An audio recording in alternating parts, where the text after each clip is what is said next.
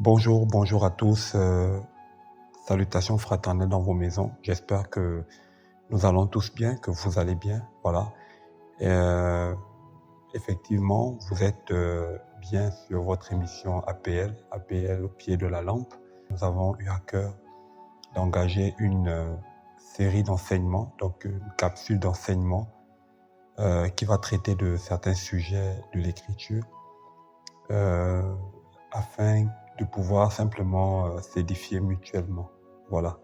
Et depuis, par la grâce du Seigneur, déjà, un moment, nous parlons de la gestion de l'onction. Voilà. Et nous sommes au pied de la lampe du Seigneur qui, lui, nous enseigne lui-même tous les jours. Voilà. Et nous bénissons son Saint-Nom pour sa parole. Voilà.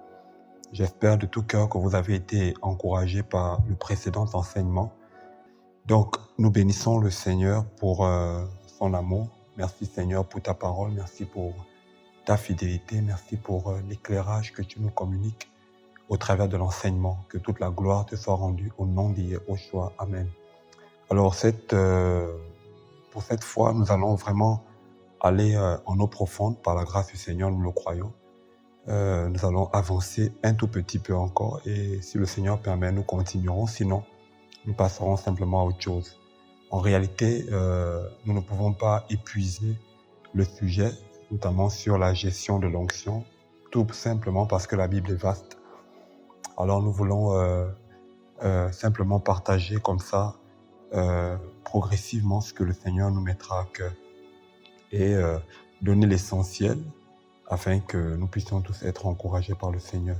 Et nous allons partager et parler de façon spécifique sur les pièges qui sont liés au fait de porter l'onction. Le sujet principal, c'est la gestion de l'onction, mais pour cette fois, l'Esprit me met à cœur de pouvoir partager avec vous sur les pièges, voilà, les différents pièges ou quelques pièges liés au fait même de porter l'onction. Donc, pour un petit rappel, pour ceux qui peut-être, n'ont pas écouté les enseignements précédents et qui tombent comme ça sur cet enseignement-là. En ce qui concerne le rappel, nous avons expliqué la dernière fois que l'onction, c'était l'esprit. Voilà, l'onction, c'est l'esprit. Et nous l'avons vu dans les Écritures, voilà, notamment dans le livre de 1 Jean, là-bas au chapitre 2. L'onction, c'est l'esprit et cet esprit nous enseigne, cet esprit nous conduit, cet esprit nous éclaire, cet esprit nous convainc, cet esprit nous aide à aimer le Seigneur. Mais l'onction n'est pas que l'esprit. Voilà, l'onction, c'est également les capacités, voilà, les capacités surnaturelles que Yahweh donne à ceux qui sont nés de l'Esprit Saint, ceux qui sont nés d'en haut. Voilà, c'est ça l'onction. Et ces capacités peuvent se manifester par le moyen des dons spirituels, c'est-à-dire le parler en langue, le don de prophétie, voilà, le don de parole de connaissance, le don d'opérer des miracles, voilà, les dons qui sont également relatifs à la parole, à l'enseignement, voilà, les dons de liberté et j'en passe. Donc tout ça là, c'est l'onction. Sans l'onction, nous ne pouvons pas servir le Seigneur. Sans l'onction, nous ne pouvons pas être efficaces dans le Seigneur. Voilà. Et l'onction également nous aide à pouvoir tout simplement avoir des victoires. Voilà, tout simplement, et remporter plusieurs batailles. Dans l'enseignement précédent, nous avons vu une première introduction concernant les pièges liés au fait même de porter l'onction. Si vous vous rappelez, nous avons parlé de la différence entre l'onction et le mandat. On a parlé un tout petit peu de ça. Voilà, l'onction et le mandat. En gros, nous avons parlé des provisions également. Donc l'onction comme étant des capacités qui doivent être gérées dans le sens où le Seigneur nous demande de pouvoir utiliser, le Seigneur nous demande de pouvoir utiliser convenablement les capacités surnaturelles qu'il nous communique pour pouvoir mettre long feu sur le champ de bataille, donc faire la guerre avec prudence. Voilà.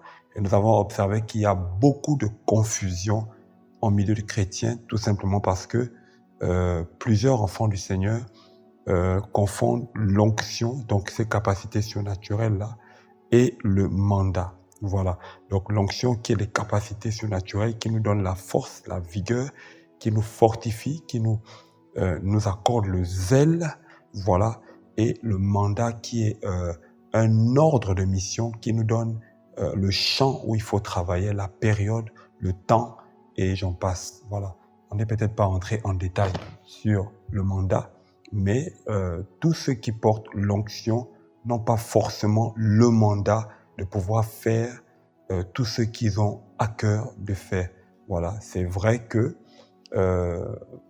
l'onction nous rend capables, voilà, mais ne jamais confondre la capacité avec, comment dirais-je, la possibilité, dans le sens où la capacité est l'autorisation de faire. Donc, et là, il y a une confusion en milieu chrétien. C'est ce qui fait qu'on se retrouve avec des personnes qui sont dans des champs qui ne leur sont pas, ou qui ne leur a jamais été assignés. On se retrouve avec des personnes qui courent dans des milieux, sur des plateformes qui ne leur ont jamais été assignées, et malheureusement, on se retrouve avec un mal dans le corps de Mashiach, c'est-à-dire le fait que les pères encore ou les mères enterrent les fils. Voilà, sur le plan spirituel, j'entends par là. Voilà, donc aujourd'hui nous allons parler d'un autre piège. Nous parlons des pièges liés au fait de porter l'onction, toujours dans le cadre de notre capsule, la gestion de l'onction. Nous allons parler d'un autre piège et nous allons vraiment nous attarder là-dessus avant de pouvoir passer à toute autre chose. J'ai vraiment à cœur d'insister sur ce piège. C'est un piège dans lequel beaucoup de personnes tombent et malheureusement, quand on parle de la gestion de l'onction, c'est un piège qui malheureusement rattrape plusieurs. Moi-même dans le passé, j'ai été gagné par cela. Grâce au Seigneur, il nous rattrape toujours. Voilà.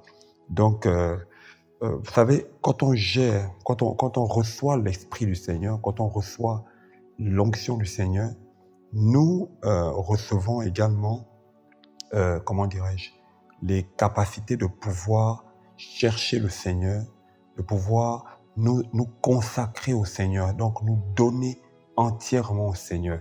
Donc l'onction nous rend capable de chercher aussi le Seigneur. Et lorsque nous cherchons le Seigneur, nous trouvons dans le Seigneur un certain nombre de critères, un certain nombre de caractères qui nous préservent des pièges qui sont liés ou qui sont préparés pour ceux et celles qui portent l'onction. J'aimerais dire à quelqu'un que parce que l'Esprit du Seigneur est sur ta vie, parce que tu portes l'onction du Seigneur sur ta tête, parce que tu as été oint de la part du Seigneur lui-même, ben, il y a des pièges, il y a des décrets qui sont préparés contre ta vie.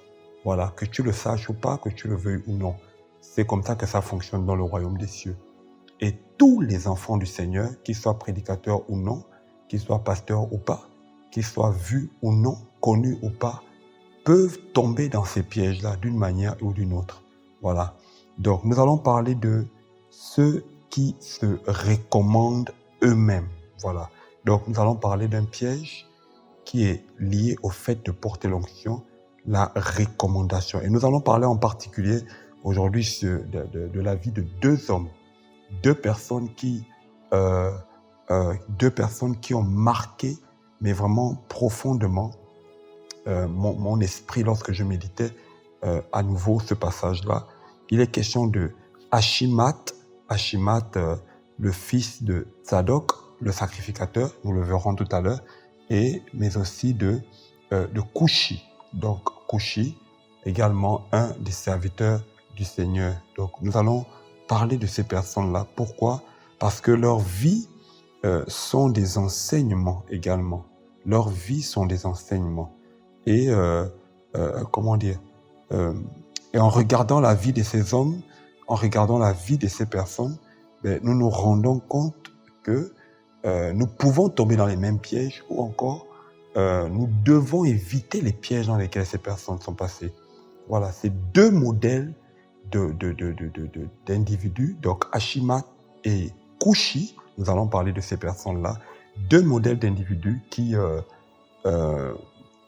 justement peuvent représenter deux types de chrétiens, deux types de disciples, deux types d'hommes et de femmes du Seigneur qui portent l'onction, qui ont reçu l'Esprit du Seigneur, les capacités du Seigneur, d'accord, mais qui malheureusement, pour certains, notamment un et non l'autre, tombent ou sont tombés dans des pièges de l'ennemi. Donc nous allons tout de suite passer comme ça dans le livre de 2 Samuel au chapitre 18.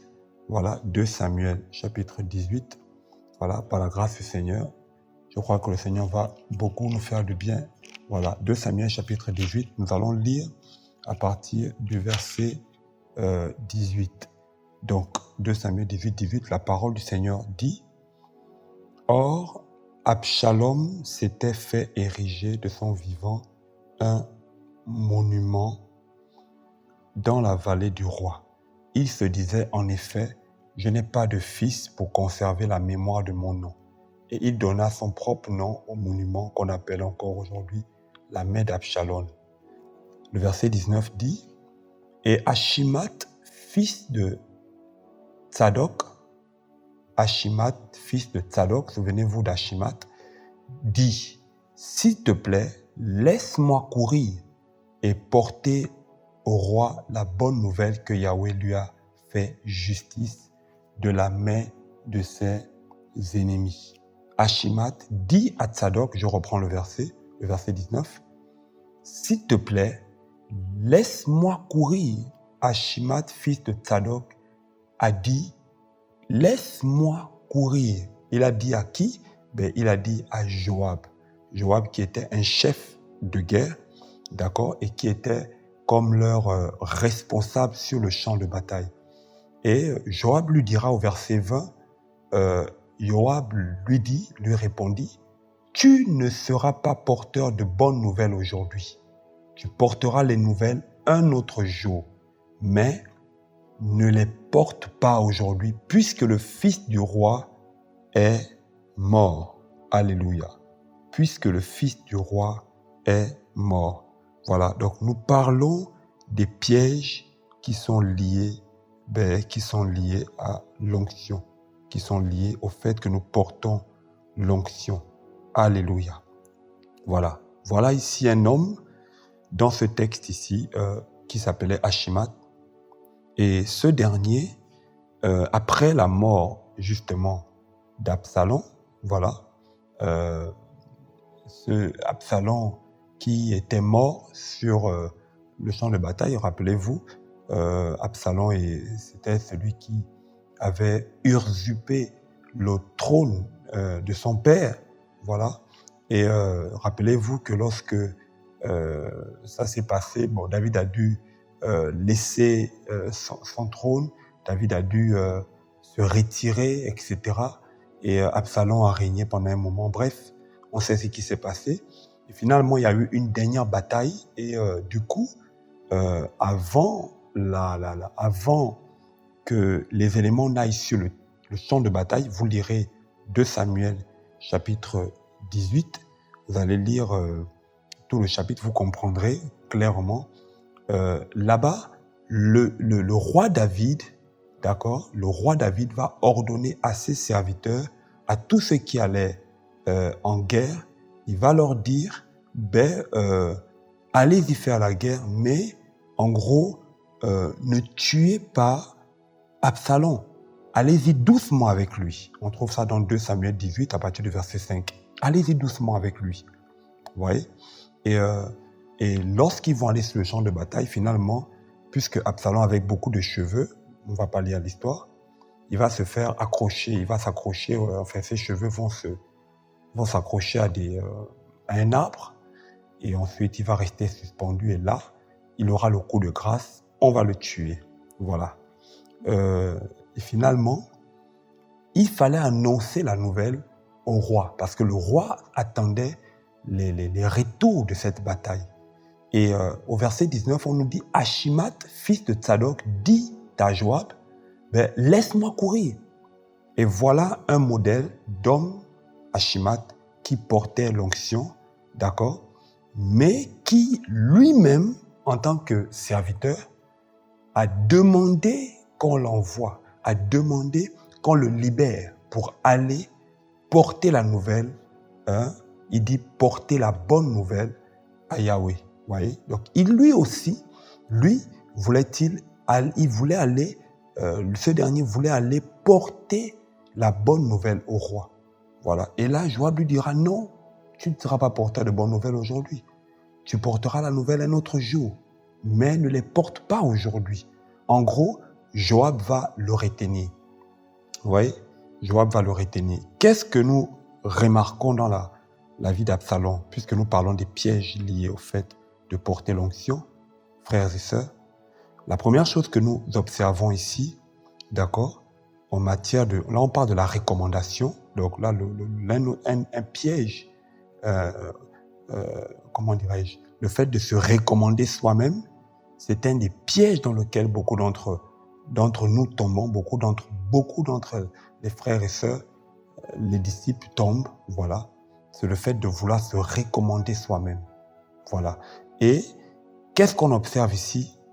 Un caractère qu'il a manifesté, ben, c'est la précipitation. Alléluia. La précipitation. Vous voyez? Achimat s'est précipité. Vous voyez? À peine Absalom meurt, Achimat veut déjà courir pour aller rencontrer le roi, pour lui expliquer la situation. Et regardez ce que dit le verset 21. On va d'abord continuer.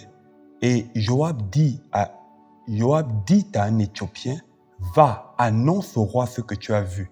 L'Éthiopien se prosterna devant Joab, puis il se mit à courir. Verset 22. Achimat, fils de Tsadok, dit encore à Joab, quoi qu'il arrive, laisse-moi courir, moi aussi, s'il te plaît, derrière l'Éthiopien. Joab lui dit, pourquoi veux-tu courir, mon fils? Pour toi, il ne se trouve pas de bonnes nouvelles. Quoi qu'il arrive, je veux courir, reprit Achimat. Waouh! Quoi qu'il arrive, je veux courir. Vous remarquez ici, avec moi, la précipitation. Lorsqu'on parle de la gestion de l'onction, d'accord, il y a, puisque je vous disais la dernière fois, et parce que l'Écriture le dit, souvenez-vous, lorsque l'onction que portait Salomon, quand vous lisez l'Écriture, la Bible dit, l'onction l'agitait. Donc l'onction a tendance à comme nous agiter. Quand je dis l'onction, je fais allusion aussi à l'esprit. L'esprit a tendance à nous agiter et on se sent toujours capable, frères et sœurs. Et automatiquement, on veut tout faire. On veut même souvent se recommander soi-même. Et il va insister auprès de Joab. Oui. Il n'a pas su gérer, il n'a pas su gérer, comment dire, ses émotions ou encore ses sentiments. Quoi qu'il arrive, je veux courir, reprit Achimat. Et Joab lui dit, cours, waouh. Et là, cette fois-ci, son chef, ou encore Joab, le chef de guerre, va lui dire, écoute, puisque tu veux courir, cours. La Bible dit, Achimat courut par le chemin de la plaine et il devança l'Éthiopien. Vous voyez? Voilà, il devança l'Éthiopien. On peut d'abord s'arrêter là, frères et sœurs. Cette histoire est très parlante, très très parlante. Vous voyez, très très parlante. Quand je lisais cette histoire, mon cœur pleurait parce que je me suis rendu compte que beaucoup d'entre nous tombons dans ces pièges-là, que le Seigneur nous aide, frères et sœurs. Et je pense que dans cette saison de réveil dans laquelle nous sommes, le Seigneur veut aussi que nous ayons cette connaissance-là pour pouvoir aller doucement et sûrement vers le but pour lequel le Seigneur nous a appelés. Amen. Doucement. Et on nous dit ici que ce dernier va insister. Achimat était dans la précipitation. Achimat n'avait pas été qualifié par Joab pour aller rencontrer le roi et lui annoncer la bonne nouvelle. Il n'avait pas été qualifié par le roi. Pourquoi? Mais parce que Joab savait qu'il manquait certains critères par rapport à ce message qu'il fallait qu'il aille donner au roi. il manquait de certains critères. Vous voyez? Par rapport à ce message qui devait aller annoncer le roi. Déjà, le premier critère qu'il manquait, c'était déjà un critère caractériel. Il est vrai qu'Achimat était un coureur, d'accord? Mais là, certainement, il a manifesté un critère qui a été décelé par Joab et automatiquement Joab l'a dit non, tu ne bouges pas. Souvent, lorsque des frères, des aînés, des pères dans la foi nous demandent de nous asseoir ou de ne pas bouger, souvent, de là à là, on peut prendre ça comme un mal. Pourquoi? Parce que nous nous sentons capables. Parce que, voilà, il y a beaucoup de raisons qui peuvent surgir dans nos esprits. Alors que ce n'est pas forcément parce qu'on ne nous aime pas ou parce que on pratique un péché. C'est simplement parce que il y a des choses, il y a des charges qu'on ne peut pas porter encore. Il y a des charges qui, pour les porter, il faut avoir un certain caractère qui va avec. Par exemple, Achimat avait un caractère qui n'était pas agréable aux yeux du Seigneur. Il était coléreux, très colérique, Achimat. Parce que, comment je le sais? Tout simplement par rapport au nom qu'il portait. Vous savez, dans la Bible, ce n'est pas en vain qu'on parle des personnes avec leur nom. Oui, certes, le Seigneur a pu peut-être le changer après, il n'y a pas de souci. Mais le nom Achimat, en hébreu, signifie également quelqu'un qui s'emporte facilement, quelqu'un qui est irascible. Le nom Achimat, autant pour moi, signifie irascible. Or, quelqu'un qui est irascible, selon le dictionnaire français, c'est quelqu'un qui s'emporte facilement. Tu ne peux pas porter une grande charge dans le royaume des cieux si tu as du mal à gérer ta colère. Tu ne peux pas. Tu peux parler en langue, tu peux avoir des grandes révélations, des prophéties et j'en passe, comme c'est le cas dans notre génération, dans nos assemblées.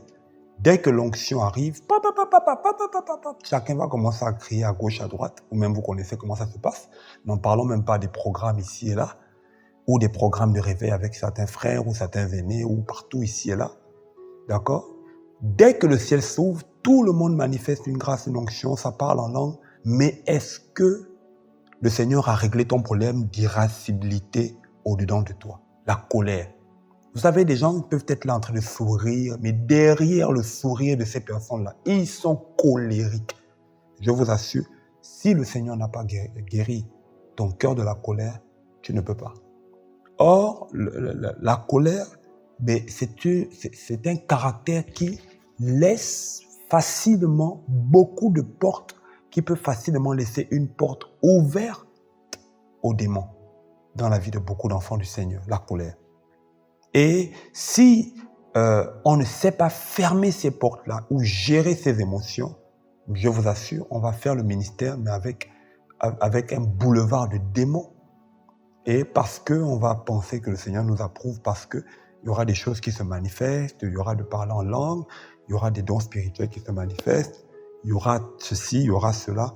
Mais est-ce que tu as géré ta colère? Est-ce que ton irascibilité a été gérée? Beaucoup de leaders, même d'assemblées, frères et sœurs, ne supportent pas lorsqu'on les reprend. Ne supportent pas l'adversité. Ne supportent pas l'adversité. Tu ne peux pas diriger un troupeau du Seigneur si tu n'acceptes pas aussi l'adversité. L'irascibilité, c'est aussi ça. C'est gérer aussi, c'est être capable de gérer l'adversité. Alléluia. Je vais lire un passage rapidement qui me vient à l'esprit. Merci Saint-Esprit. 2 Timothée chapitre 2. D'accord? Donc, nous allons lire à partir du verset 2 Timothée 2 à partir du verset 22. Fuis les désirs de la jeunesse et recherche la justice, la foi, l'amour et la paix avec ceux qui invoquent le Seigneur d'un cœur pur. Mais évite les débats insensés, oui, et qui sont sans instruction, sachant qu'ils engendrent des querelles. Or, il n'est pas juste et correct qu'un esclave du Seigneur ait des querelles, mais qu'il soit doux. Alléluia, la douceur de l'esprit. qu'il soit doux envers tous, capable d'enseigner, patient aux fautes, j'insiste, patient aux fautes, corrigeant avec douceur, pas avec l'irascibilité. Même beaucoup d'entre nous là qui voulons souvent corriger là, qui voulons souvent, beaucoup d'entre nous qui voulons souvent corriger, ramener de l'ordre, d'accord? Mais tu te tiens derrière la chair, tu oublies même que ceux qui sont devant toi sont tes aînés en âge, sont tes aînés dans la foi, mais tu viens avec ton irascibilité qui n'a pas été guérie, d'accord? Pour commencer à faire vous commencez à reprendre les gens, alors que l'Écriture dit on corrige avec douceur ceux qui ont un sentiment contraire.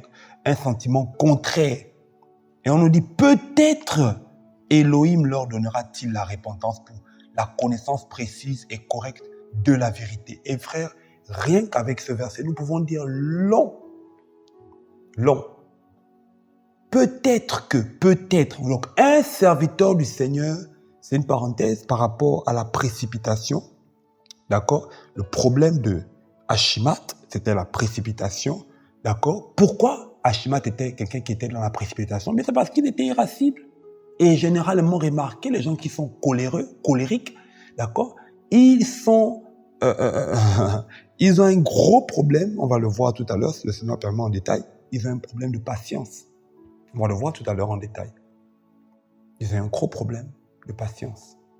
Ils ne supportent pas l'adversité. Alors là, l'Écriture nous dit, un serviteur du Seigneur doit être capable de faire face à l'adversité sans se mettre en colère, sans rentrer dans les querelles. Être doux et capable d'enseigner, capable de corriger avec douceur.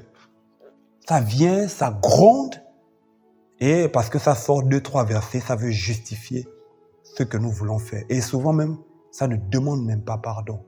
Et honnêtement, même si tu portes l'onction, tu ne peux pas faire long feu. Automatiquement, tu vas sécher tôt ou tard. Pourquoi? Parce que tu violes des règles du royaume des cieux. La Bible dit, par exemple, tu ne reprends pas rudement un vieillard, mais reprends-le comme un père. Tu te tiens devant une assemblée de vieillards, devant une assemblée d'aînés dans la foi, vieillards dans la foi comme vieillards en âge, mais tu les parles pas, soi-disant parce que tu portes une charge avec beaucoup d'irascibilité. Tu veux aller où? Porter quelle nouvelle à qui? Tu ne peux pas. Là, il faut corriger ça. Ça, c'est un piège lié au fait c'est un des pièges qui mine beaucoup ceux qui portent l'onction. C'est un problème de caractère. Et ce caractère-là, c'est aussi le fait d'être irascible. Irascible aussi, c'est quoi? C'est quelqu'un qui est prompt à se mettre en colère.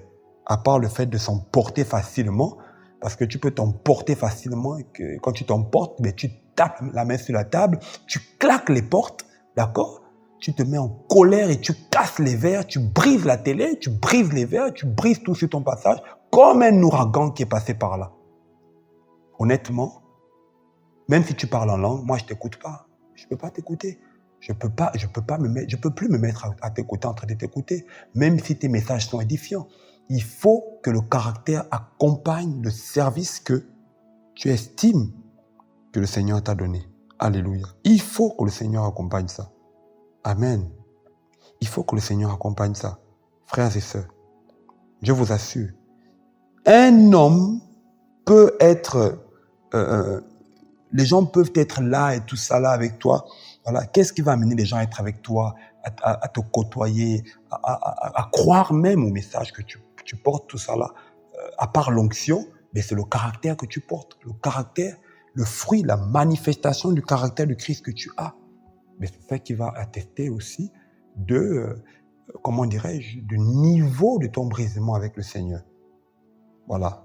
Donc, le piège, un des pièges liés au fait de porter l'onction, c'est ça. C'est le caractère, la précipitation. Et souvent, les gens qui sont irascibles se précipitent beaucoup. Et ils se recommandent eux-mêmes, comme Achimath l'a fait. Frères et sœurs, Achimath s'est précipité. Achimath était pressé à courir, à aller rencontrer David, frères et sœurs, mais alors qu'il était vide, il n'était pas totalement guéri. Il y a un niveau de service où le Seigneur ne peut pas te laisser exercer tant que tu n'es pas guéri. Rappelez-vous, Achimath, s'il était à côté de Joab, c'est parce qu'il travaillait l'habitude dans les comment dire. En fait, Achimath, c'était un coureur, si vous voulez. Il exerçait régulièrement ça. L'onction qu'il avait le permettait de courir. Il allait ici et là. Il courait beaucoup pour apporter des nouvelles.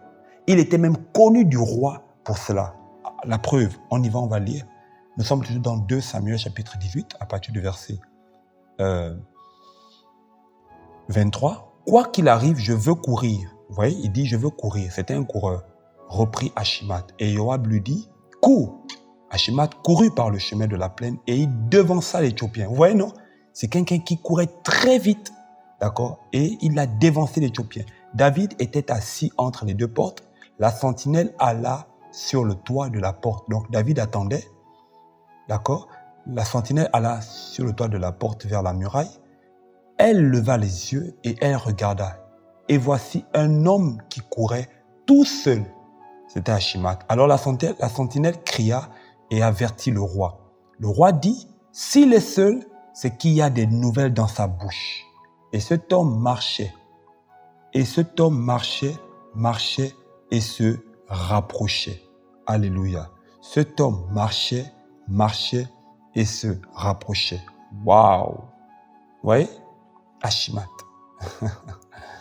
Oula, que le Seigneur nous aide. Et il se rapprochait en marchant. Quelqu'un qui commençait en courant, mais il se rapproche maintenant en marchant. Waouh, mais il y a beaucoup à dire là-dedans. On ne va pas s'arrêter dessus tout de suite. Et puis la sentinelle, verset 26, vit un autre homme qui courait. Elle cria au portier, « Voici un homme courant seul. » Et le roi dit, « Celui-ci est aussi un porteur de nouvelles. » Et la sentinelle dit, « La manière de courir du premier me paraît celle d'Achimath, fils de Tsadok. » Et le roi dit, « C'est un homme de bon. » Ah, donc Achimath était connu du roi. Vous voyez, non? Achimath. Pourquoi? Je vous précise, hein, Achimath, premièrement, c'était le fils de Tsadok. Et Tsadok, c'était un sacrificateur. D'accord?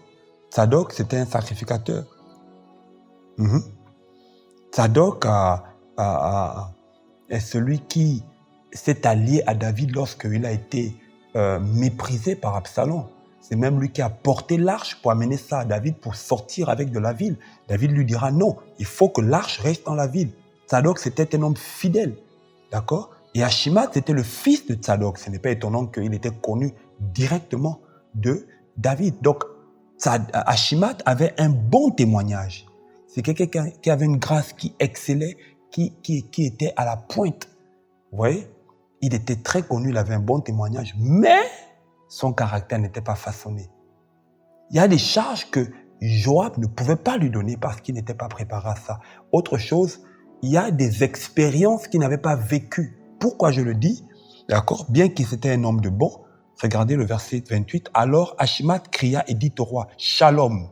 Et il se prosterna devant le roi, la face contre terre, et dit, « Béni soit Yahweh, ton Elohim, qui a livré les hommes qui levaient leurs mains contre le roi, mon Seigneur. » Le roi dit, « Y a-t-il paix pour le jeune homme, Absalom ?» Achimath lui répondit, « J'ai vu s'élever un grand tumulte au moment où Joab envoya le serviteur du roi et ton serviteur, mais je ne sais pas exactement, ce que c'était. » Le roi lui dit, « Tourne-toi et tiens-toi là. » En gros, le roi lui mettra de côté. Alléluia. Le roi va mettre Achimath de côté. Pourquoi? Parce que Achimath n'avait pas de message clair. Donc, une autre caractéristique d'Achimath, c'est qu'il n'avait pas de message, littéralement. Il n'avait pas de message. Oui. Mais je me pose la question. Achimath a quitté toute cette... a couru toute cette distance-là, d'accord, pour aller jusqu'à devant le roi. Mais pourquoi finalement? Qu'est-ce qui a motivé le cœur d'Achimath? Qu'est-ce qui motive souvent, d'accord, le fait de faire une œuvre dans une église locale? le fait d'ouvrir un service, faire un ministère, le fait de commencer une vision, qu'est-ce qui motive?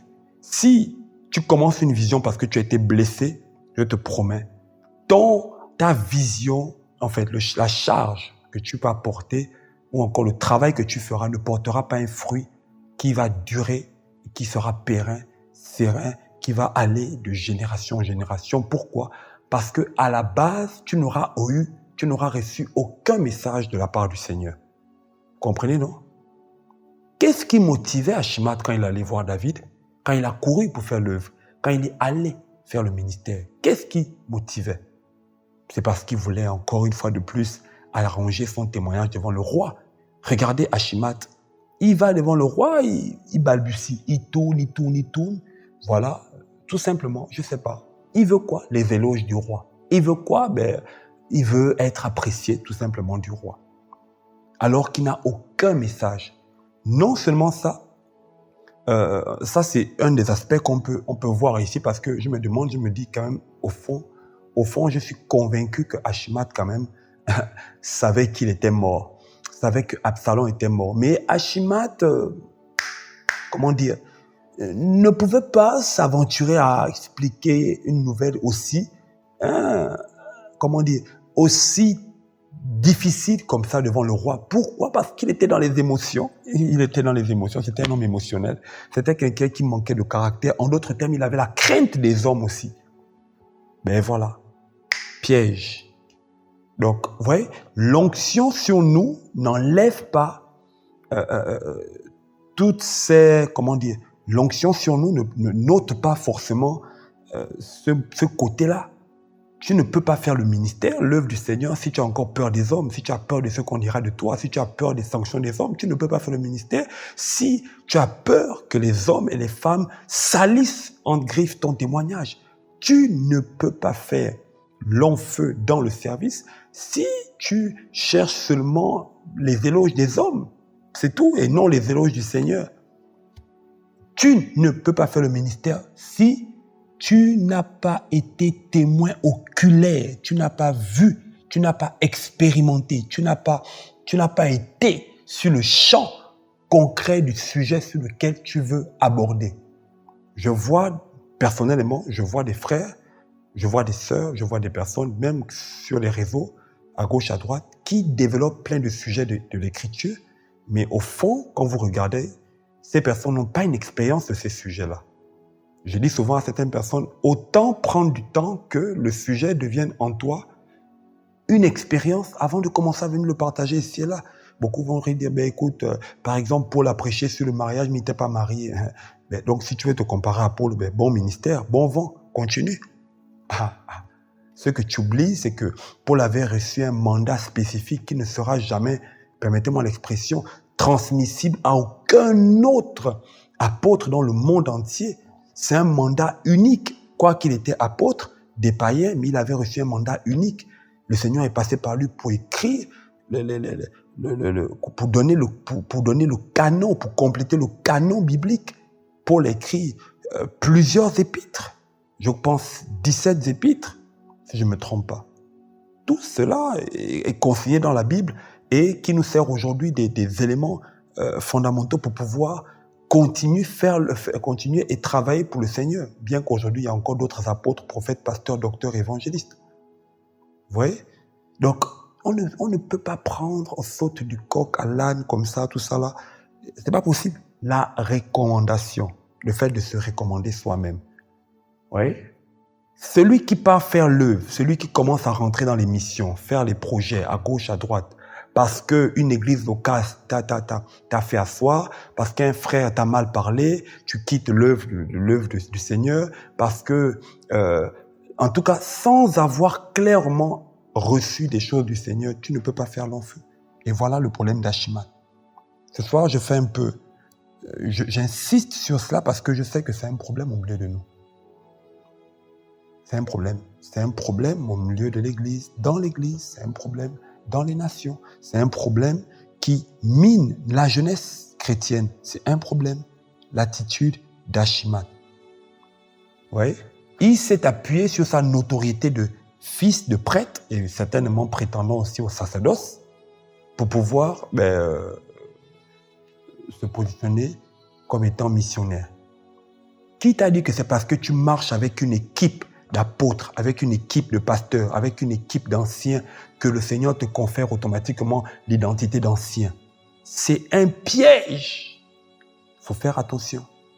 Qui t'a dit que c'est parce que tu côtoies un pasteur, un apôtre, un docteur, ou que tu es même familier avec lui, que tu vas penser que le manteau qui est sur ses épaules, toi aussi tu portes cela? C'est un piège. Attention.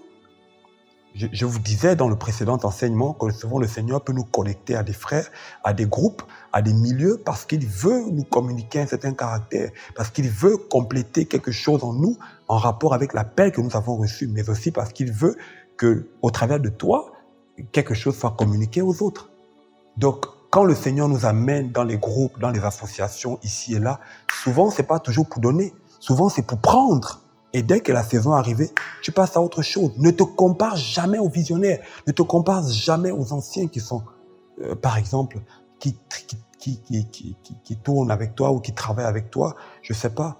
Parce que vous riez, parce que vous fréquentez. Et c'était le problème d'Achimat. Achimat était dans... il était dans la chair. Alors que la Bible déclare, ce n'est pas par... Il y a des choses, c'est pas par la chair et le sang qu'on hérite. C'est une vocation qui vient du ciel. Alléluia. La précipitation. Le manque de message. Ça, c'est la deuxième chose. Achimat n'avait pas de message. Achimat aussi craignait les hommes. Donc, pourquoi il n'avait pas de message? Parce qu'il craignait les hommes.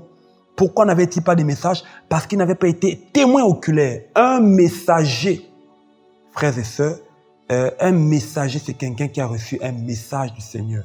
C'est différent d'un prédicateur. Il y a une différence quand même dans une certaine mesure. Quand on parle d'un messager, c'est quelqu'un qui est non seulement porteur d'un message, mais qui est lui-même un message pour sa génération. C'est différent des personnes qui peuvent venir ici et là, ouvrir la Bible, etc. Non, un messager, c'est quelqu'un qui a été témoin oculaire de certaines choses. Donc, il y a des limites dans le royaume, il y a des champs. Il faut savoir discerner son temps, son champ, sa saison, et puis son appel, tout simplement. Voilà, Achimat, c'est vraiment le modèle de disciples qui ont l'onction, mais qui ne se soucient pas de la transformation profonde de leur caractère avant d'aller plus loin. Achimat. Achimat n'écoute pas les paroles, le manque d'écoute.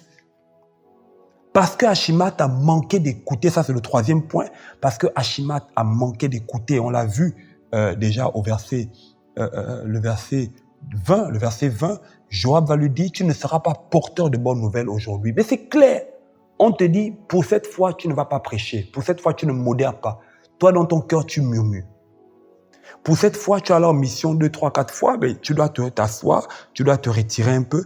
Toi, dans ton cœur, tu te plains. Parce que tu estimes que tu es connu pour cela. Souvent, on peut faire asseoir quelqu'un dans une église de maison ou dans la foi, tout simplement, parce qu'on estime qu'on veut éprouver cette personne ou parce qu'on estime... vous savez, le Seigneur a plusieurs manières de nous former. Voilà. Voilà. L'épreuve, c'est pas toujours lié au péché. Attention. L'épreuve, c'est aussi une certaine discipline que par laquelle on passe pour forger le caractère, pour que le Seigneur forge notre caractère. C'est aussi ça l'épreuve. Voilà. Et que le Seigneur nous aide à réaliser cela. Toutes les fois que tu passes par une épreuve, ça ne veut pas dire que tu as péché. Toutes les fois qu'on te met sous discipline ou que le Seigneur lui-même te met sous discipline ou qu'un homme te met sous discipline, ça ne signifie pas que tu as péché. Joab va dire, tu ne seras pas porteur de bonnes nouvelles, point barre. Mais il insiste, il va dire, écoute, aujourd'hui, le jour n'est pas bon, aujourd'hui c'est pas bon, mais tu vas t'asseoir. Mais lui n'a pas accepté, vous voyez. Donc, Achimat, c'est le type de disciples qui ont l'onction, mais qui manquent d'écouter. Vous savez, le manque d'écoute, c'est le propre de la jeunesse, c'est le propre de l'homme. Voilà pourquoi le Seigneur, même quand il parle à Israël, il dit « Écoute, Shema Israël ». Et frères et sœurs, moi-même qui vous parle, je réalise ça. Honnêtement, souvent le Seigneur nous parle, on est dans la distraction. On est vraiment dans la distraction, on est dans les soucis, on est à gauche, on est à droite. Alors qu'il il nous parle par des signes, il nous parle par des hommes, il nous parle par des circonstances. Et on passe à côté. Joab, c'est l'image des aînés qui ont connu certaines choses avant nous, qui savent comment le roi peut se comporter. Qu'est-ce que. Mais Joab va te donner des conseils. Peut-être le Seigneur a mis à côté de toi un Joab. Ça peut être une sœur.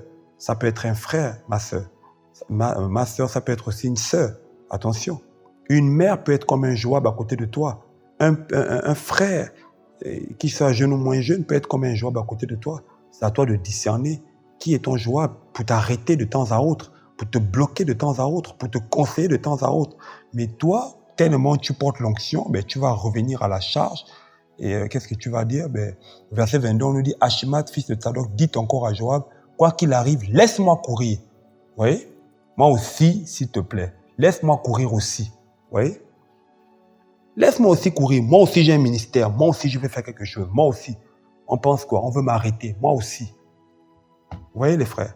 Et là, il y a un problème. Là, je parle des pièges qui sont liés donc, au fait de porter l'onction. Donc, lorsqu'on parle de la gestion de l'onction, il est question aussi de réaliser que l'onction seule n'est pas suffisante. Il faut savoir gérer, c'est toute une vie, c'est gérer des émotions, c'est gérer le zèle que nous avons parce que le Seigneur nous communique son onction, mais c'est à nous de gérer l'onction. C'est pas au Seigneur de venir gérer ça, c'est à toi de gérer les capacités, l'onction, les grâces que le Seigneur te communique. C'est à toi d'écouter, c'est à toi de t'asseoir.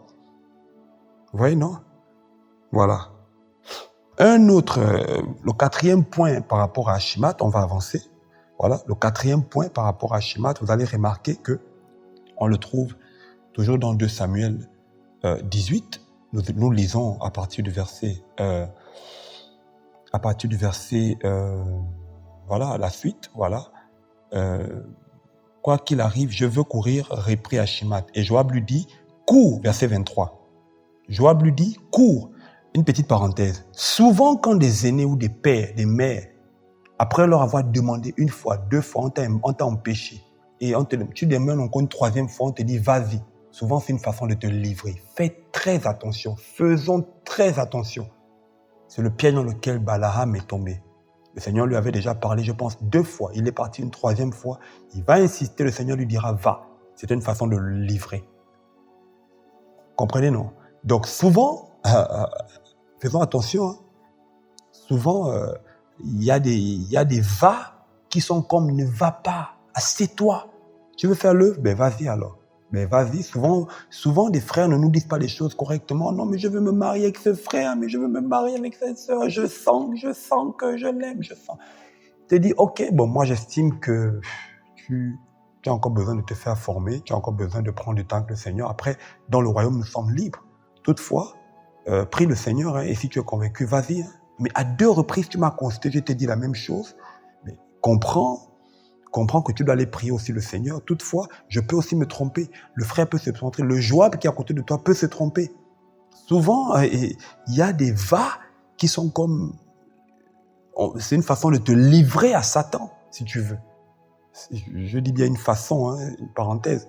Enfin, je mets les guillemets. De te livrer. Parce que tu n'écoutes plus.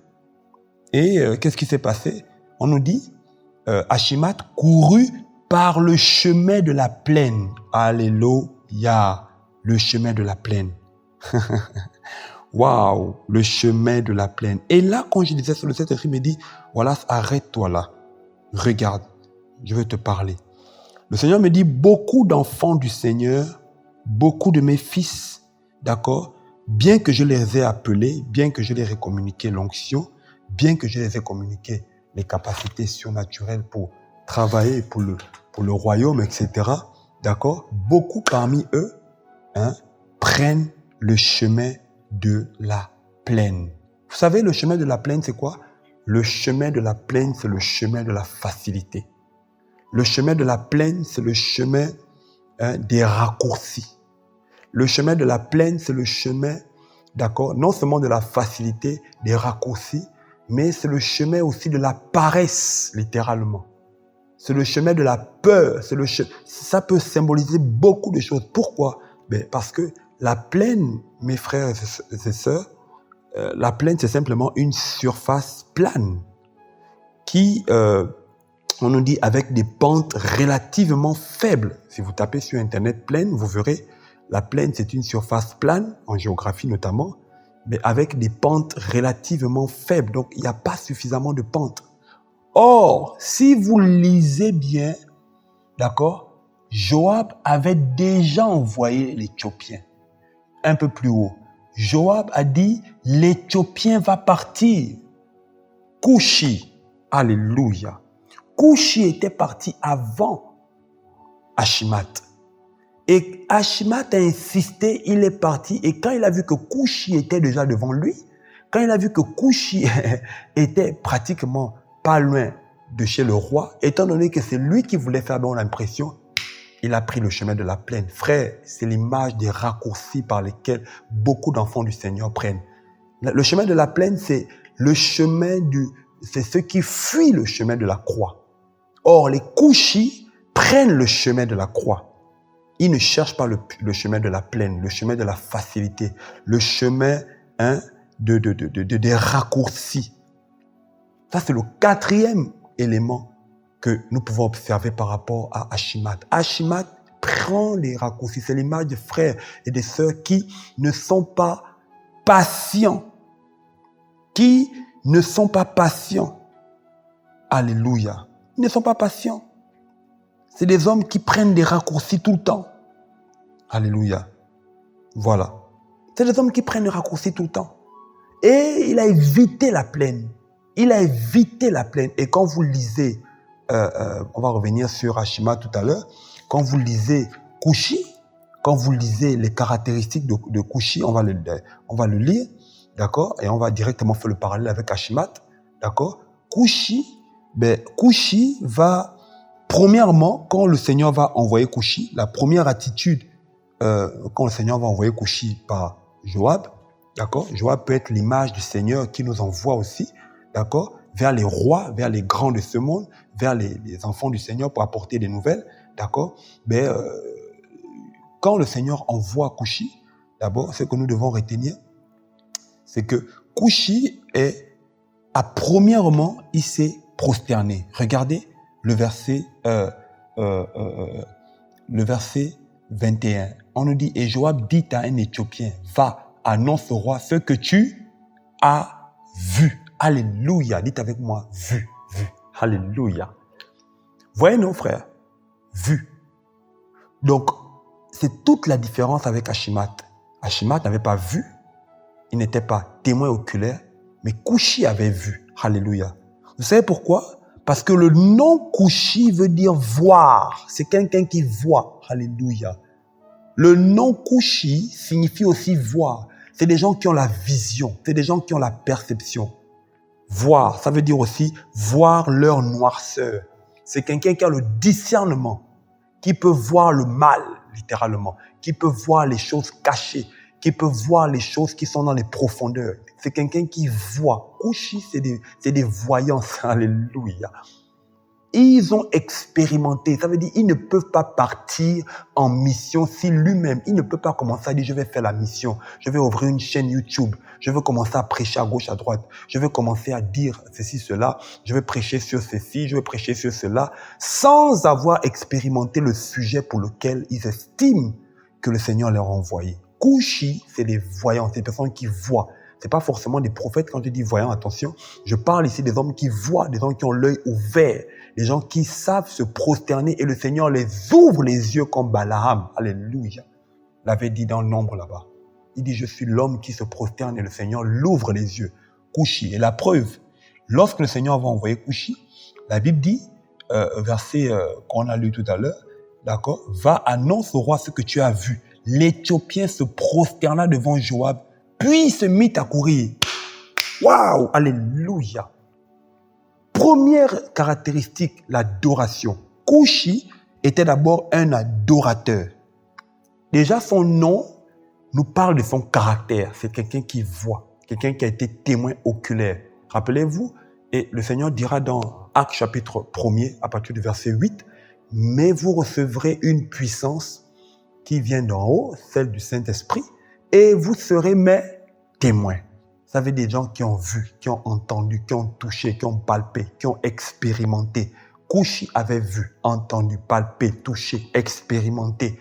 Voilà pourquoi, avant de partir, il pouvait se mettre à genoux, il pouvait s'incliner, il pouvait l'adorer d'abord. La Bible dit, Kouchi se prosterna devant Joab, puis se mit à courir. Waouh! C'est une façon de dire, merci de m'honorer de rentrer dans cette mission. Merci de m'honorer afin de m'honorer en me donnant ce message, afin d'aller apporter, Seigneur, mon Seigneur, parce que Joab, c'est l'image du Seigneur, cette grande nouvelle aux hommes. Frère, l'onction n'est pas suffisante. On a besoin de voir. Vous savez, lorsque David a été oint roi, selon les historiens, beaucoup disent qu'il avait 17, 18 ans, ça dépend. Il n'y a pas un verset clair, mais lorsqu'on calcule quand même le nombre d'années qu'il a fait en cavale ou encore dans le désert, d'accord, ça pouvait aller un peu plus de 10 ans par là, frères et sœurs. Donc, David a pratiquement erré littéralement dans les déserts, dans les villes, chez les Philistins, à gauche, à droite, pendant 13 ans de sa vie, David. Pendant 13 ans de sa vie, David était dans les déserts. Pendant 13 ans de sa vie, David était loin de sa famille, souvent. Souvent, il était avec eux, souvent, ils étaient séparés. Pendant 13 ans de sa vie, parce qu'il était poursuivi par... comment il s'appelle? Parce qu'il était poursuivi par Shaoul ou Saul. Parce qu'il était poursuivi par Saul dans les déserts qui en voulait à sa vie, qui voulait tuer la vie de l'esprit en lui, qui voulait tuer son appel. Il était obligé de fuir à chaque fois. Vous voyez, non? Et il a fait comme ça 13 ans, sinon un peu moins ou un peu plus, dans les déserts, selon les historiens par rapport au temps. Et quand on lit 2 Samuel, je pense 6 ou 7 là-bas, on nous dit que David est rentré au trône est monté au trône à l'âge de 30 ans. C'est à 30 ans que David a régné, a commencé à régner. Alléluia. Et il a régné pendant 40 ans. Pour avoir ce ministère qui a duré dans le temps et qui a été serein, périn, qui a été stable par le Seigneur, il fallait que David, d'accord, vive 13 ans de sa vie dans les déserts, en train de courir ici et là. Bien qu'il avait été oint, tant jeune dans la maison de son père, souvenez-vous, bien qu'il avait déjà fait des exploits par le passé, si vous vous rappelez bien, il avait tué l'ours, il avait tué aussi un lion, si je ne me trompe pas, voilà, qui s'attaquait aux brebis de son père dans l'histoire. David avait tué Goliath grâce au Seigneur dans le livre de 1 Samuel chapitre 16, si je ne me trompe pas. Il avait tué Goliath, 16 ou 17, voilà. Et il avait remporté une grande victoire. Sa renommée s'était déjà répandue dans la ville. On disait que Saül a tué 1000, David a tué 10 000. Mais malgré sa renommée qui était grande, David savait que ce n'était pas la saison pour lui de commencer à courir, littéralement de régner. Il savait qu'il devait seulement courir pour fuir dans les déserts. Bien qu'il portait l'onction sur la vie d'un serviteur ou d'une servante du Seigneur n'est pas toujours synonyme maintenant là, que tu es rentré au service, tu es rentré dans un service.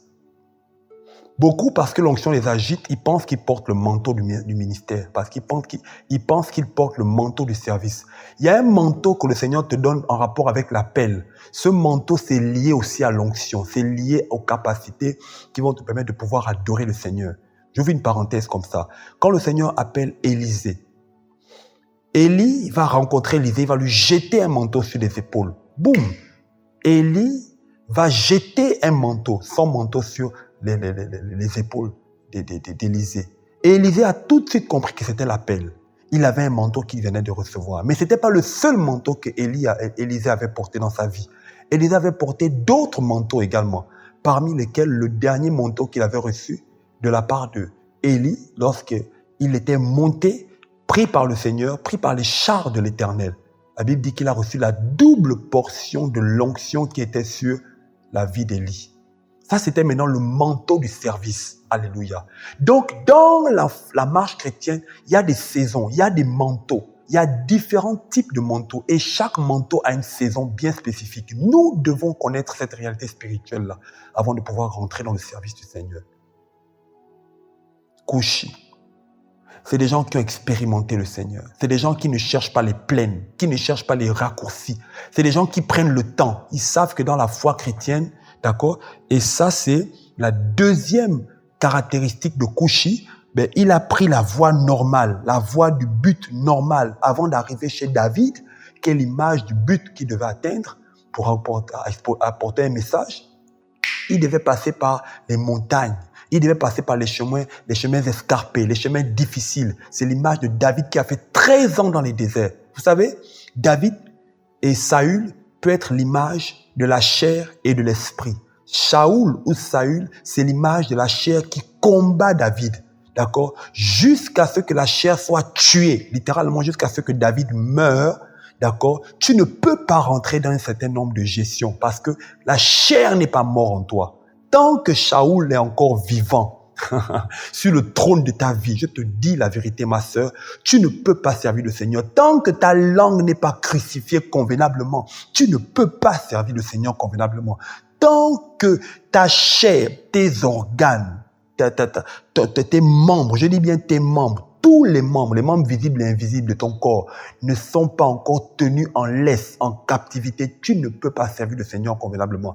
Tant que tu n'as pas encore tué la vaine gloire dans ton esprit, tu ne peux pas servir le Seigneur convenablement. Vous savez, même pendant que nous prions là, dans les groupes, dans les assemblées, quand nous sommes ensemble, tout ça là, très souvent, nous prions pour influencer les autres, pour montrer que nous sommes aussi spirituels. On a une façon de prier, on a une manière de s'exprimer, etc.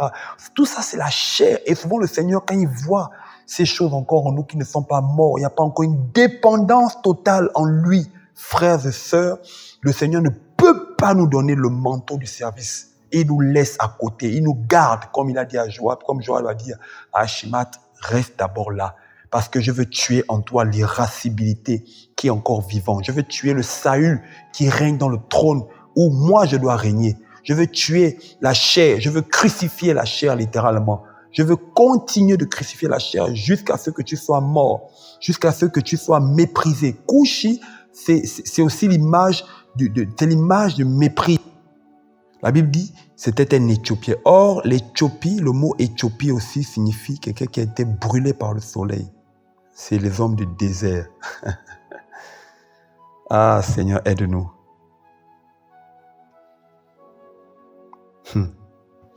Pour finir la course, frères et sœurs, nous devons ne pas sauter les étapes. Nous devons prendre le temps de laisser le Seigneur façonner nos vies. Prendre le temps. Je vois beaucoup de mépris dans les milieux chrétiens, beaucoup de mépris, de négligence. On a tendance à honorer les personnes qui sont élevées. On a tendance à mépriser ceux qui ne sont pas connus. Moi, en tout cas, moi, en tant que frère, il m'arrive de voir ça. Tu peux voir facilement quelqu'un qui vient te saluer lors de la fin d'une prédication, mais à côté de toi, tu as deux autres frères. Ils sont comme invisibles.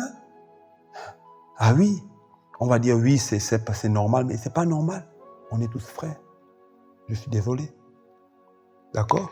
On va te donner un sourire jusqu'aux oreilles, mais à côté, l'autre n'a pas le même sourire. Je ne parle pas d'idolâtrie, je ne parle pas de la considération, ça c'est autre chose.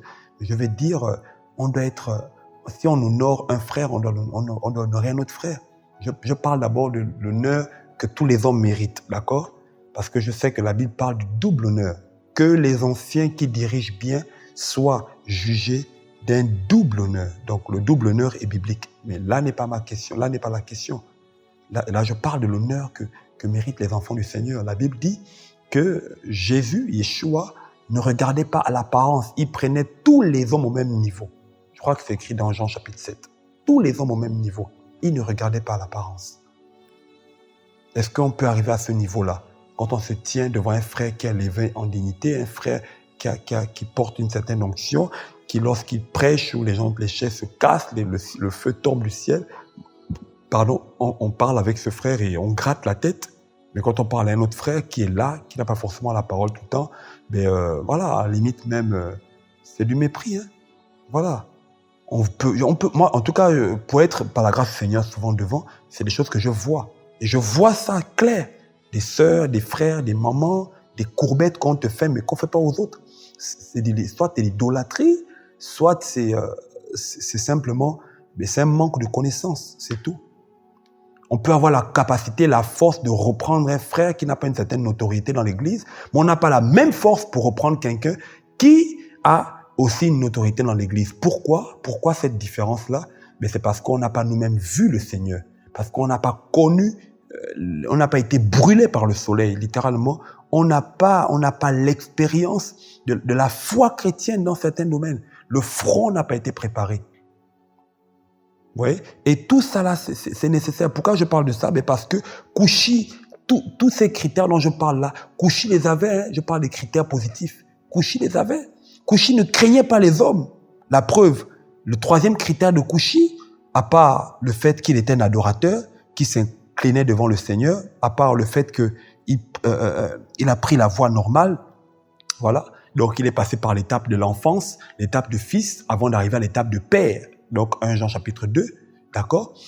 À part ça, il y a une caractéristique. Kouchi, mais la Bible dit, quand on lit, parce que juste avant que Kouchi rencontre le roi va mettre Ashimat de côté. Il va dire à Ashimat, écoute, tourne-toi ou encore mets-toi de côté. Waouh, c'est terrible ça. Mets-toi de côté. Voilà, mets-toi là, mets-toi de côté. Et la Bible dit, il arriva, et voici arriva l'Éthiopien, et l'Éthiopien dit, verset 31, que le roi mon Seigneur reçoive une bonne nouvelle. Oh, alléluia. Oh Seigneur, donne-nous des bonnes nouvelles. Donne une bonne nouvelle ce matin à mon frère qui m'écoute. Oh, que le Seigneur ouvre les yeux des femmes, des hommes dans cette génération. Que chacun de vous puissiez expérimenter le Seigneur. Que nous ne soyons pas chrétiens à cause d'un autre, chrétiens à cause d'une autre, chrétiens parce que quelqu'un tient ou non, chacun doit expérimenter le Seigneur. Des bonnes nouvelles. Alléluia. Que mon Seigneur reçoive une bonne nouvelle. Et quelle assurance. Oh là là, quelle assurance. Frère, quand tu as rencontré toi-même le Seigneur, tu as une certaine assurance dans le service. Quel que soit Alpha, tu es fondé. Alléluia. Ton identité, ton origine, ça t'importe peu. Pas besoin d'être le fils d'un sacrificateur. Pas besoin de marcher avec les apôtres ou les prophètes. Pas besoin d'être, je ne sais pas, en Chine, à Paris, aux États-Unis, ou je ne sais pas, au Canada, avant d'être approuvé par le Seigneur, ou je ne sais pas, au Gabon. Il suffit d'être dans le royaume, alléluia, au pied du Seigneur, alléluia, être approuvé du Seigneur de gloire, alléluia. Oh Seigneur, libère nos cœurs de plus en plus de la crainte des hommes, au nom de Yeshua. Et on nous dit, le verset 31, d'accord, car Yahweh t'a aujourd'hui fait justice de la main de tous ceux qui s'étaient levés contre toi. Mon frère, il va droit au but. Oh, alléluia. Les Kouchis ne craignent pas les rois. Les Kouchis ont toujours des choses à dire. Il dit, Yahweh t'a délivré. Voilà. Et le verset 32, le roi dit à l'Éthiopien, y a-t-il paix pour le jeune Absalom? Et l'Éthiopien lui répondit, que les ennemis du roi, mon Seigneur, et tous ceux qui se lèvent contre toi pour te faire du mal, soient comme ce jeune homme. Point barre. Alléluia. Oh, alléluia. Alléluia. Point barre. Je me suis dit en lisant ce passage, est-ce que ce n'est pas la raison pour laquelle aussi Joab voulait protéger Ashimat? Parce qu'il s'est dit que lorsqu'on apporte une mauvaise nouvelle au roi, ça peut être dangereux. J'ai vu ce qu'on a fait pour Shaoul quand il est mort. J'ai vu ce qu'on a fait pour l'ami de Jonathan là. Mon ami Ashimat reste ici. Aujourd'hui, c'est pas une bonne nouvelle. Peut-être qu'en allant là-bas, tu vas mourir. Je vais prendre quelqu'un qui a été témoin oculaire. Mais ce que Joab oubliait, c'est que les témoins oculaires ont un manteau sur leur vie et ce manteau les garde. Ce manteau les préserve de la colère des rois. Oh, alléluia, comme Moïse qui est sorti, qui n'a pas eu peur, qui n'a pas craint la colère du roi. Oh, qui n'a refusé d'être appelé fils de la fille de Pharaon. La Bible dit, n'a pas craint la colère du roi. Voilà des hommes que le Seigneur cherche dans ces temps de réveil. Des hommes qui sont prêts, si c'est nécessaire, à rentrer dans les prisons pour le nom du Seigneur Yeshua Mashiach. Des femmes qui sont prêtes à courir ici et là avec le message que le Seigneur leur a donné, que ce soit les hôpitaux, que ce soit les orphelinats, que ce soit les œuvres sociales, que ce soit ce que le Seigneur te donne, que ce soit un manteau pour l'enseignement. Ma sœur, qui t'a dit que les femmes ne peuvent pas enseigner la parole? Ma sœur, si tu as reçu le manteau pour enseigner, il faut le faire, même si l'église là où tu es, les gens ne le font pas et que tu penses avoir reçu ce manteau-là. Donne la parole. Maintenant, ne confonds pas enseigner la parole, ne confonds pas prêcher l'évangile avec diriger une église, avec le fait de pouvoir travailler devant comme les ministères d'Éphésiens 4:11. Attention. Mais la Bible n'empêche pas une femme de poser la parole, d'expliquer les Écritures, d'enseigner. Qui vous a dit que une femme ne pouvait pas enseigner? Ma sœur, là où on t'avait retenu là, que tu sois libre ce matin au nom de Yehoshua Mashiach, ou ce soir, ça dépend de l'heure à laquelle vous me suivez. Oh, alléluia. Il faut qu'on libère de plus en plus par la parole du Seigneur les enfants du Seigneur. Parce que tu as rencontré le Seigneur, ma sœur, tu t'inclines devant le Seigneur. Regardez. Oh, alléluia. Regardez le verset... Oh, alléluia. Regardez le verset 28. Quand Achimat rencontre le roi, la Bible dit, il vient quand il y a de bonnes... Verset 28, 1 Samuel 18, 28. Alors Achimat cria, dit au roi, d'accord, Shalom, il se prosterna devant le roi, la face contre terre, et dit, béni soit Yahweh ton Elohim qui a livré les hommes qui levaient leurs mains contre le roi, mon Seigneur. Vous voyez, non? Il y a des hommes ici, là, qui prétendent avoir des messages, mais quand ils vont prêcher, quand ils vont travailler, quand ils font l'œuvre, on ne voit pas le fruit. On entend là-bas, ils sont allés faire ceci, ils sont allés faire ça. Mais où est le fruit? Ça fait 3 ans, ça fait 4 ans que tu travailles, ça fait 10 ans que tu travailles. Où est le fruit qui accompagne ton service? Tout ce que l'on voit, c'est la crainte des hommes. Regardez, Achimat, il ne s'est pas prosterné devant Joab, hein. Il est allé se prosterner devant le roi. Vous me direz, mais c'est le roi, on doit l'honorer. Mais non, comprenez prophétiquement. Ici, Joab, c'est l'image du Seigneur qui envoie. C'est celui qui missionne. Quand quelqu'un te missionne, quand le Seigneur te missionne, c'est d'abord devant lui que tu dois te prosterner. C'est pas devant les hommes. Achimat part se prosterner devant les hommes parce qu'il craignait les hommes, parce qu'il voulait plaire aux hommes, parce qu'il voulait plaire au roi. Frère, mais Couchi s'est prosterné devant Joab, alléluia, avant de partir donner la nouvelle au roi. Et quand il arrive devant le roi, Couchi ne s'est pas prosterné. Mes frères, je n'ai pas lu ici, à moins que je me trompe. Hein? Je vais regarder encore très bien. Frères et sœurs, alléluia, alléluia. Oh Seigneur de gloire, oh Seigneur de gloire.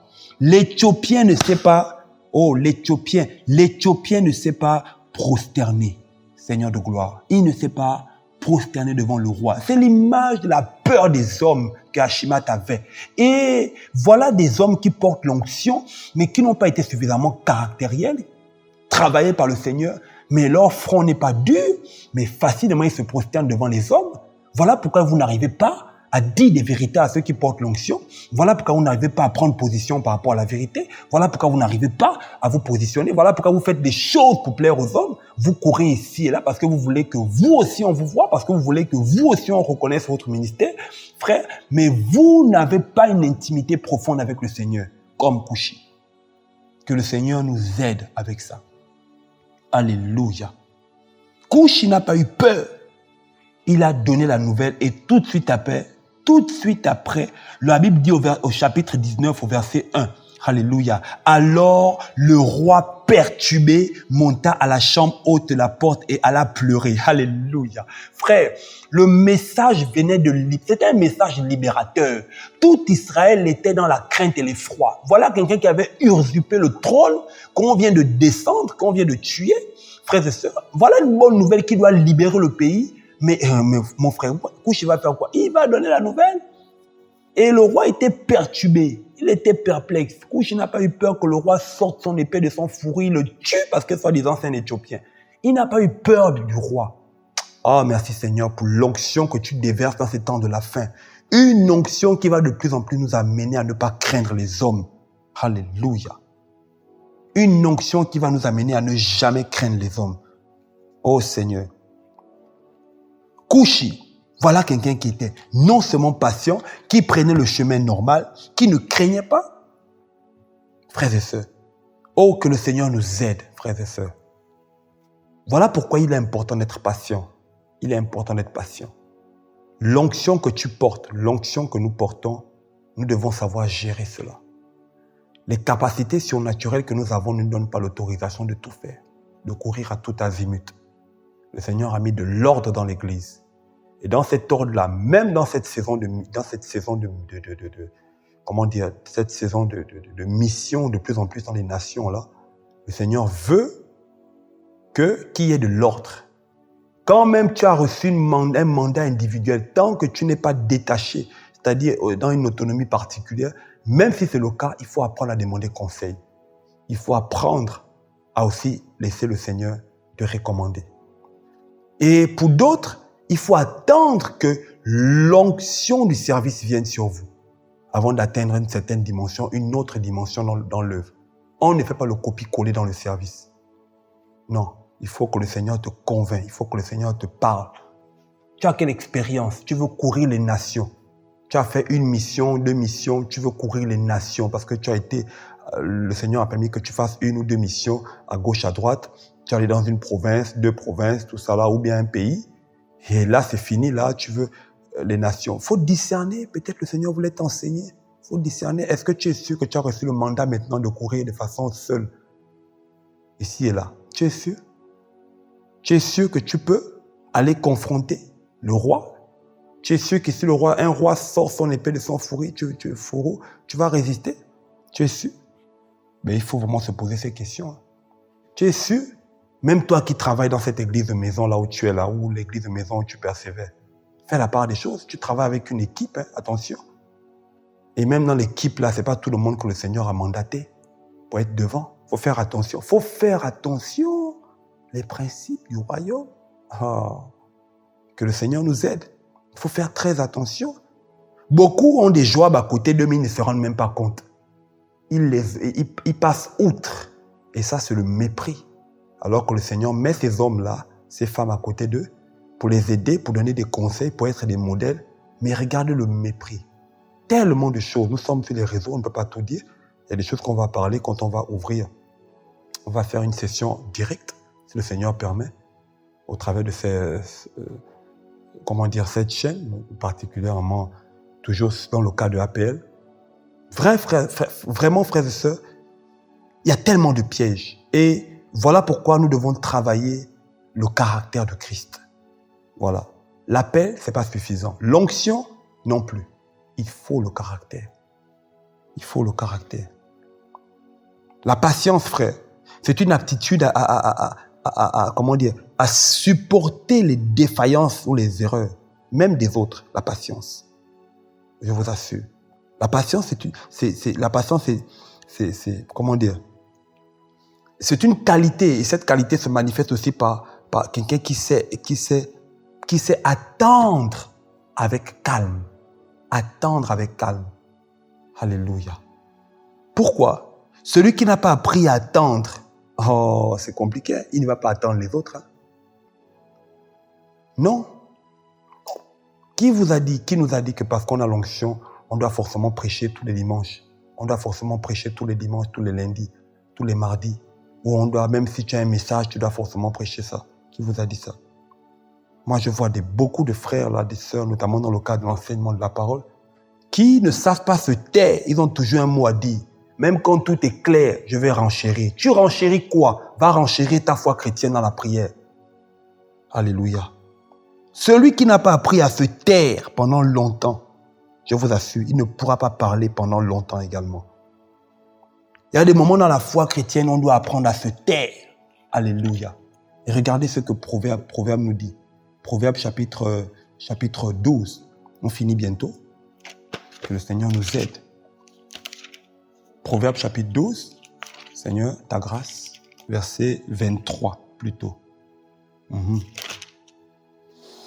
La Bible dit dans ce passage, Proverbe 12, 23, l'humain prudent cache sa connaissance, mais le cœur des insensés proclame la folie, la patience. L'homme prudent cache la science ou la connaissance.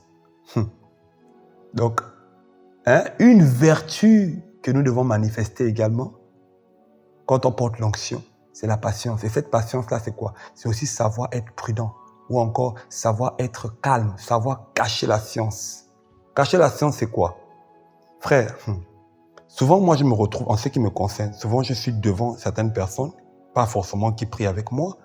Je sens que le Seigneur veut me parler au travers de ces personnes-là. Quand je suis avec elles, je fais tout pour garder ma langue au chaud et ouvrir mes oreilles grandement et mon esprit pour recevoir d'eux ce que le Seigneur a prévu pour moi. Je ne les coupe pas, je ne les coince pas. Je dis, ah oui, je vois ce que tu veux dire, je vois ce que tu veux dire. Oui, en fait, non. Et là, tu commences aussi à développer, alors que le Seigneur a envoyé cette personne-là pour équiper ton service par rapport à ta saison. Mais toi, parce que tu veux démontrer ta connaissance, montrer aussi que tu connais, qu'est-ce qui se passe? Ben, tu te lèves, tu commences à faire, tu commences à parler et tu passes à côté de la saison que le Seigneur a prévue pour toi. La patience. Et il y a plusieurs types de patience. On ne va pas en parler aujourd'hui. Il y a la patience que nous devons avoir vis-à-vis du Seigneur et il y a la patience que nous devons avoir vis-à-vis des hommes. Que le Seigneur nous aide. On va en parler une prochaine fois en détail. Les pièges. Les pièges. Les pièges liés au fait de porter l'onction ou les pièges qui guettent tous ceux qui portent l'onction du Seigneur. Voilà. C'est ça. Est-ce que vous voyez? Donc, que le Seigneur nous aide, frères et sœurs. Que le Seigneur nous aide. La patience est une vertu capitale. Et souvenez-vous, frères et sœurs, souvenez-vous, la Bible parle de Moïse comme étant l'homme le plus patient. D'autres versions disent le plus humble. Le mot humble, là, en hébreu, signifie aussi patient. L'homme le plus humble de la terre. Mais à son époque, c'était aussi l'homme qui portait le plus d'onction. Et d'ailleurs, quand le Seigneur va le comparer avec Moïse, plutôt avec, quand le Seigneur va comparer Moïse avec Myriam et avec Aaron, il dira clairement concernant comment il s'appelle, concernant Myriam et Aaron, en disant que non.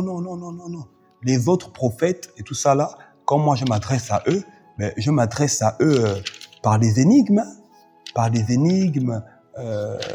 tout ça là dans le secret, par des énigmes, par des visions, par les rêves. Mais Moïse, mon serviteur, il est fidèle dans toute ma maison. Et lui, je parle avec lui bouche à bouche, en apparition et non en énigme. Pourquoi? Parce qu'il était l'homme le plus patient, l'homme le plus humble. C'est ce que Nombre chapitre 12, je pense verset 2 nous dit. Il était très humble. Le niveau de vertu, d'humilité, de patience, de caractère, de douceur que tu manifestes aussi dépend aussi, comment dirais-je, le niveau d'onction aussi que tu peux avoir, le niveau de capacité surnaturelle que tu peux avoir, dépend aussi souvent du niveau de ton humilité, du niveau de ta patience, du niveau des vertus que tu manifestes dans l'intimité avec le Seigneur. Frères et sœurs, la patience, c'est savoir s'asseoir, écouter les autres. C'est savoir se taire, même quand on a des choses à dire. Il faut que le Seigneur nous pousse. 1 Corinthiens chapitre 14, je pense au verset 26 dit que faire donc, frères, lorsque vous êtes assemblés? Les uns ou les autres parmi vous ont-ils un cantique, une langue, une instruction? Que tout se fasse pour l'édification. Est-ce que ça veut dire que toute l'assemblée va prendre la parole? Non! En réalité, comme Paul le dit, il essaye aussi de dire ici, bon, là c'est une interprétation, mais en réalité, la Bible dit que tous ceux qui sont conduits par l'Esprit sont fils du Seigneur. En vérité, on prêche, on exhorte, on chante par l'Esprit. 1 Corinthiens 14, Paul dit, je prierai par l'Esprit, je chanterai par l'Esprit. D'accord? Donc souvent, quand 1 Corinthiens 14, 26 parle des uns et des autres, souvent ça fait aussi allusion au fait même de, le fait même d'agir par l'Esprit. Tu peux être assis, tu as médité le matin, mais est-ce que l'Esprit te pousse à parler? Tais-toi, écoute. La Bible dit que celui qui écoute augmentera son savoir, augmentera sa science. Alléluia. La gestion de l'onction. Frères et sœurs, je pense que si nous voulons faire long feu, on a besoin de savoir comment gérer le Saint-Esprit, l'onction, les capacités, j'allais dire, au-dedans de nous. L'Esprit nous gère, le Seigneur nous gère, pas de souci pour ça. J'ai déjà expliqué ça dans les enseignements précédents. D'accord, on ne va pas revenir dessus, comment le Seigneur nous gère, mais ici, quand le Seigneur te remplit, te communique des dons, des capacités, c'est à toi, hein? C'est à toi de gérer. Si tu ne t'en sors pas, c'est toi devant le Seigneur. C'est toi qui rendras des comptes au Seigneur. Voilà, par rapport à cela. La maîtrise de ses émotions. Cushi a porté un message au Seigneur, donc à David plutôt, un message clair selon la révélation qu'il avait reçue du Seigneur. Toi, tu vas travailler à gauche, à droite. Quel est ton message? Dis, c'est quoi ton message? C'est quoi le message que tu as reçu? Quel est le message qu'on a reçu? Quelle est la mission que nous avons reçue? Que le Seigneur nous aide, moi-même qui vous parle, que le Seigneur nous aide à travailler dans les normes bibliques. Alors je prie que cet enseignement nous fasse du bien. Si le Seigneur permet, voilà, nous allons peut-être poursuivre, je ne sais pas, toucher un autre aspect par rapport à la gestion de l'onction, qu'à cela ne tienne. Méditons sur ces textes, réfléchissons avec le Seigneur, prions qu'il nous aide tous et que nous ayons une oreille attentive pour comprendre la pensée du Seigneur pour nos vies. En tout cas, que le Seigneur soit béni. N'hésitez pas de partager l'enseignement, voilà, autour de vous pour quelqu'un qui peut-être pourrait être béni au travers de cela. Voilà. Donc, que le nom du Seigneur soit béni, que le Seigneur nous garde dans l'humilité et que ce réveil-là que l'Esprit est en train de déverser de plus en plus dans les nations soit réel, que nous puissions le vivre, mais vraiment réellement dans le quotidien, avec les normes, les règles, les principes du royaume des cieux. Il y a tellement à dire, mais nous ne pouvons pas tout dire. Voilà, c'est pourquoi nous sectionnons l'enseignement progressivement. Que le Seigneur soit béni. Allez, shalom, shalom à tous. Soyez encouragés. Amen.